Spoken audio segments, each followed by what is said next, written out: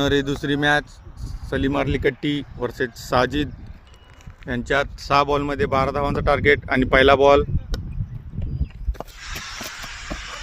No ball no ball 0 ball 1 धाव. ए free hit आहे काय? नाही आहे. चला ठीक आहे.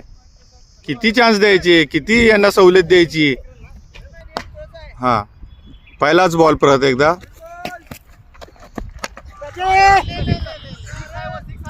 खणखणीत शॉट आणि आउट.